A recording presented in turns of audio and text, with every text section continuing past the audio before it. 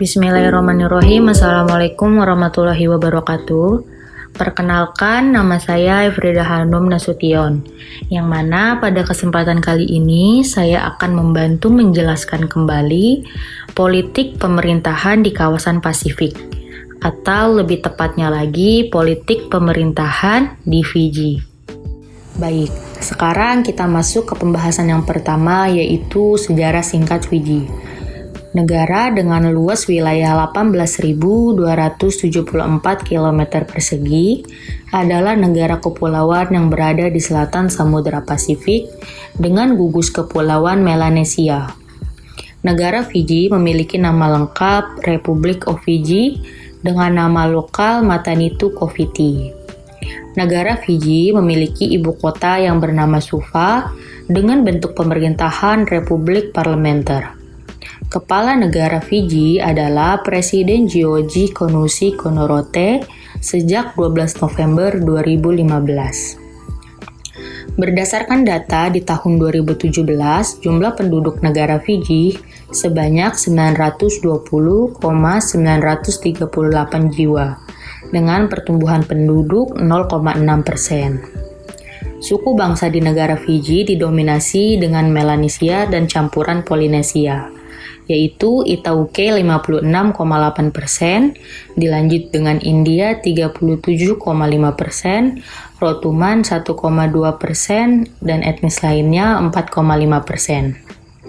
Agama di negara Fiji lebih banyak dari agama Protestan, yaitu sebanyak 45%. Bahasa resmi di negara Fiji juga adalah bahasa Inggris dan bahasa Fiji. Baik, selanjutnya kita masuk ke pembahasan sejarah singkat Fiji. Jadi, Fiji ini adalah sebuah negara kepulauan di selatan Samudra Pasifik, tepatnya di sebelah timur Vanuatu, sebelah barat Tonga, dan sebelah selatan dari Tuvalu. Perihal ekonomi, Fiji menjadi salah satu negara yang lebih maju dari negara-negara di kepulauan Pasifik lainnya. Hal ini disebabkan karena di Fiji itu diberkahi dengan hutan, mineral, dan juga sumber daya ikan, meskipun masih bergantung dengan sektor primer, sumber daya alam termasuk kayu, ikan, emas, tembaga, minyak lepas pantai, dan juga tenaga air.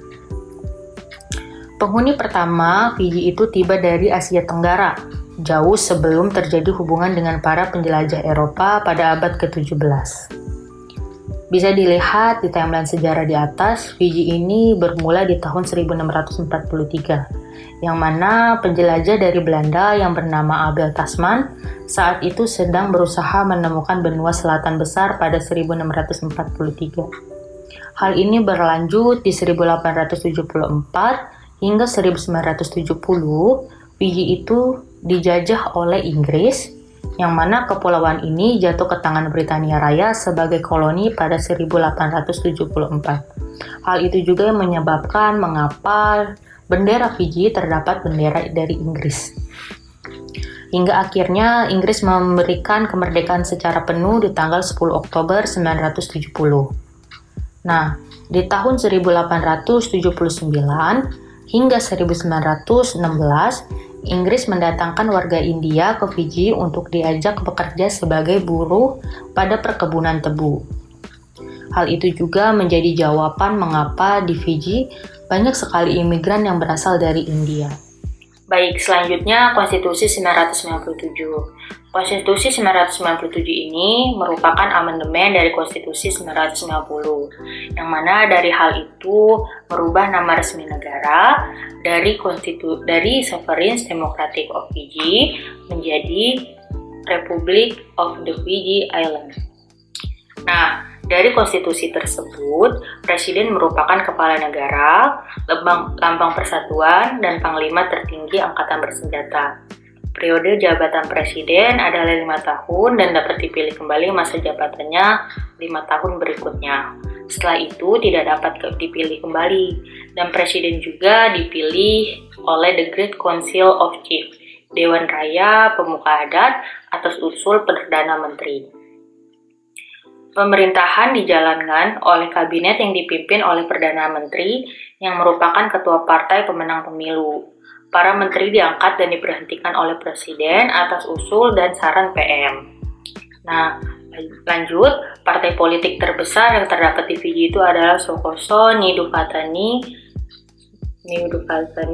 Lewenivanua. Maaf kalau salah pembacaannya, atau disingkat dengan SDL, yang merupakan partai penduduk pribumi Fiji dan Fiji Labour Party atau FLP, yaitu partai yang mewakili kepentingan warga keturunan India.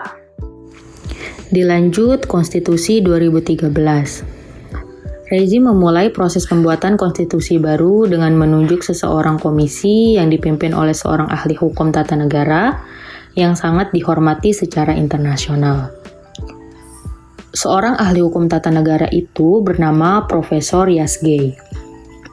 Menanggapi komentar publik, konstitusi baru memperkuat perlindungan atas tanah-tanah tertentu yang dimiliki secara komunal, meningkat hak milik, menciptakan daerah pemilihan tunggal, dan membentuk sistem parlementer. Dari Konstitusi 2013 ini ditetapkan Angkatan Bersenjata Republik of Fiji untuk memastikan keamanan, pertahanan, juga kesejahteraan Fiji dan semua orang Fiji setiap saat. Kudeta di Fiji. Nah, Fiji itu sudah mengalami 4 kali kudeta, yaitu pada 1987, September 1987, April 2000, dan Desember 2006. Kudeta yang keempat pada tanggal 5 Desember 2006 itu dipimpin oleh Komodor Joseph Fork Bainimarama yang kemudian mengangkat dirinya sebagai Perdana Menteri sementara. Kudeta tersebut mengundang kecaman dari berbagai negara, terutama negara-negara donor yang selama ini membantu pembangunan Fiji. Mereka mendesak pemerintahan sementara yang dibentuk militer pada Januari 2007 untuk segera melaksanakan pemilu. Dinamika politik internal di Fiji.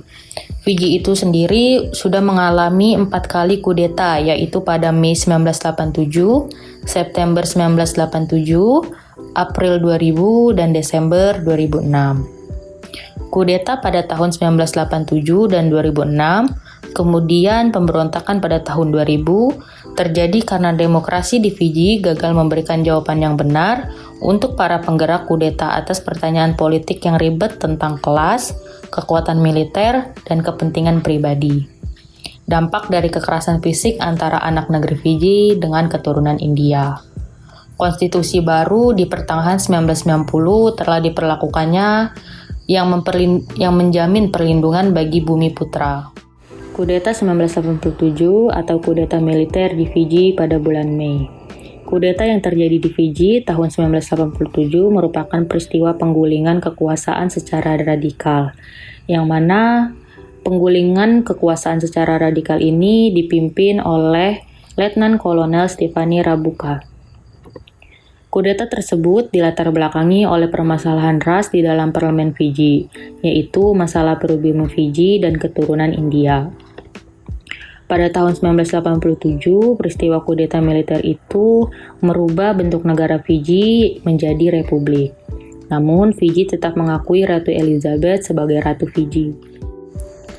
Nah, dari pembahasan yang sudah saya jelaskan tadi, apabila ada kurangnya, silakan ditulis di kolom komentar di bawah, kita berdiskusi bersama-sama.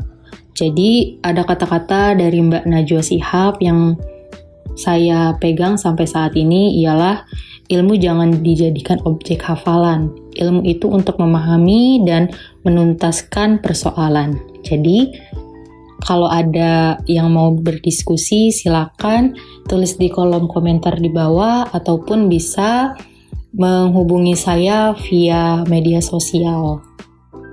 Saya tekankan lagi, bila ada salah-salah kata, saya mohon dibenarkan, ditaruh di kolom komentar boleh, atau menghubungi saya via media sosial yang telah saya cantumkan juga boleh. Kurang lebihnya saya mohon maaf sekali lagi. Segala kebenaran hanya milik Allah dan kesalahan datangnya dari saya. Billahi taufik wal hidayah. Wassalamualaikum warahmatullahi wabarakatuh. See you next time.